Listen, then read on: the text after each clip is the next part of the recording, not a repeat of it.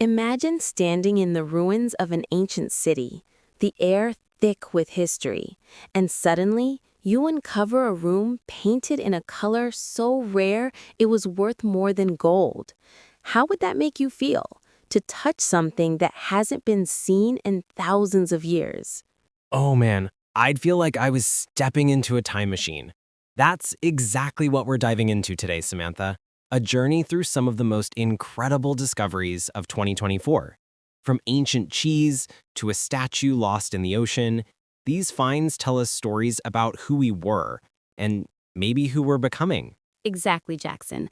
Today's episode is all about unearthing the past to discover the future.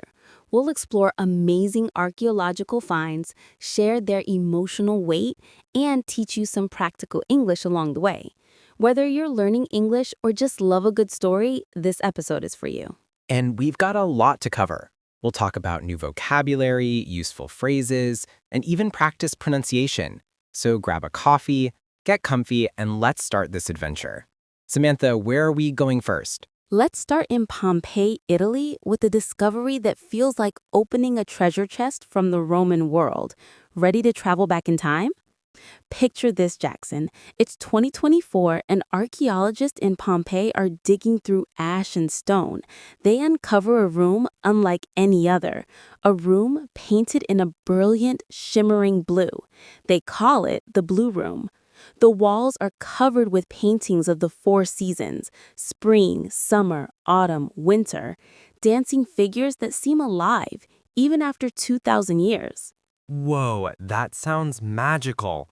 Blue walls. That's not something you see every day in ancient ruins. Why was this color so special? Great question. The color is called Egyptian blue, and it was incredibly rare back then. Making it was expensive. Think of it like buying a luxury car today. Only the wealthiest Romans could afford it. This room wasn't just a room, it was a statement of power and beauty. Okay, so it's like the ancient version of a fancy penthouse. What else did they find in there? They found jars, big ones, used for storing olive oil and fish sauce. Fish sauce was like the ketchup of ancient Rome. They put it on everything. These jars tell us how people lived, what they ate, how they stored their food. It's like peeking into their kitchen. That's so cool. It's like finding a Roman grocery list. Okay, let's talk about some English here. The word archaeologist came up. Can you break it down for our listeners? Sure, an archaeologist is someone who studies ancient things, like buildings, tools, or even bones to learn about the past. The word comes from Greek. Archaios means ancient and logos means study. Let's practice saying it. Repeat after me. Archaeologist. Archaeologist. Got it. Okay, listeners, try it with us. Archaeologist. Nice.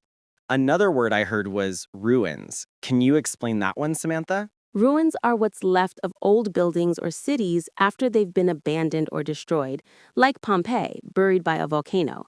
Let's use it in a sentence.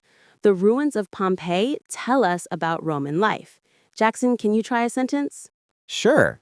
The ruins of the ancient city were full of surprises. How's that? Perfect. Listeners, try your own sentence with ruins and share it with us later. Okay, Jackson, this blue room makes me feel like we're touching history. It's not just a room, it's a story of people who lived, loved, and dreamed, just like us. Totally. It's like they're speaking to us through time. So what's next? Are we staying in Pompeii or are we going somewhere else? Let's hop over to China for a discovery that's, well, a little cheesier. So in China, in 2024, scientists found something wild: cheese that's 3,600 years old. It was wrapped around a mummy's neck like a necklace. This wasn't just any cheese, it's the oldest ever found, made from goat and cow milk. But here's the challenge. It was hard as a rock. No one's eating this cheese sandwich. Wait, cheese as a necklace? That's bizarre. Why would someone wear cheese? And how do you even find something like that? It's strange, right? They think it was part of a burial ritual, maybe to help the person in the afterlife. The cheese was found in a desert, perfectly preserved because it was so dry. But the real conflict here is what this discovery means. Scientists had to figure out, how did ancient people make cheese? Why was it important? It's like solving a 3,600-year-old puzzle. That's mind-blowing. Okay, let's teach some English. The phrase hard as a rock caught my attention. Can you explain it? Absolutely. Hard as a rock is an idiom. It means something is very, very hard, like stone. For example, this bread is hard as a rock. I can't bite it. Let's practice. Jackson, say, the cheese was hard as a rock. The cheese was hard as a rock. Nice. Listeners, try it with us. The cheese was hard as a rock. Awesome. Can we try another phrase? How about burial ritual? Good one. A burial ritual is a ceremony or tradition done when someone is buried, often to honor them or prepare them for the afterlife. Let's use it in a dialogue. I'll start. The ancient people had a burial ritual with cheese. Your turn, Jackson. Yeah, that burial ritual tells us they valued food in the afterlife. How's that? Spot on. Listeners, try this dialogue with a friend. What was their burial ritual? They placed cheese around the mummy's neck. Okay, Jackson, this cheese discovery makes me wonder, what else did ancient people value that we don't understand? Right? It's like we're detectives piecing together their lives. But it's tough. Sometimes the clues don't make sense. Like, why cheese? Why not bread or fruit? Exactly. It's a reminder that history isn't just facts. It's feelings, mysteries, and questions we may never answer. Let's keep exploring. Ready for a trip to Canada? So in Canada, scientists found fossils of a tree that's 350 million years old. This wasn't just any tree. It had over 250 giant leaves and looked like a mix of a palm and a fern. This discovery was a turning point because it helps us understand how plants evolved to shape the world we live in today. 350 million years? That's hard to wrap my head around. So this tree is like a missing link for plants? Exactly. It's a clue to how forests formed, how oxygen spread, and how life on Earth changed. Finding this fossil was like finding a page from Earth's diary. It's emotional too. Imagine being the scientist who brushes away dirt and sees those ancient leaves for the first time. I'd probably cry. Okay, let's talk language. The phrase wrap my head around popped up. What does it mean? Great catch. Wrap my head around means to understand something difficult or surprising. For example, I can't wrap my head around how old that tree is. Let's do a mini role play. I'll be a scientist, you be a student. Ready? Yep, let's go. Student, this tree fossil is 350 million years old. Can you believe it? Wow, Professor, I can't wrap my head around that. It's older than dinosaurs. Exactly. It's a window into the past. Listeners, try this role play with a friend. Use wrap my head around in your answer. Jackson, what does this fossil make you think about? It makes me think about time, how we're so small compared to Earth's history. Also, the word fossil is cool. Can we break it down? Sure. A fossil is the preserved remains of a plant or animal, usually found in rock. Let's practice pronunciation. Fossil. Say it with me. Fossil. Fossil. Got it. Listeners, say it with us. Fossil. Okay, Samantha, this tree is amazing, but I'm curious, what's next? Are we staying on Earth or going to space? Oh, we're blasting off to space next. Get ready to meet a new planet. All right, Jackson, let's zoom out to space.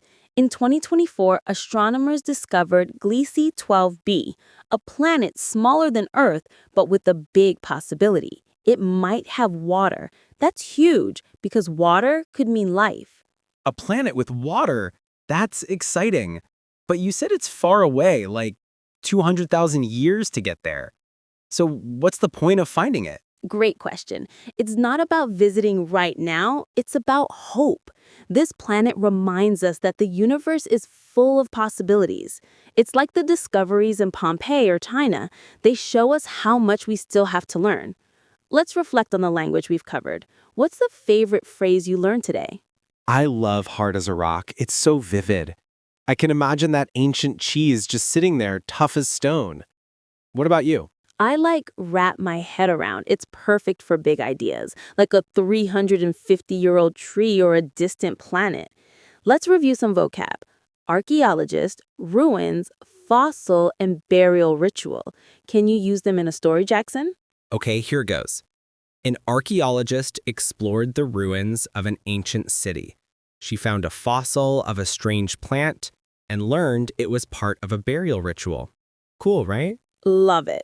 Listeners, try making your own short story with those words.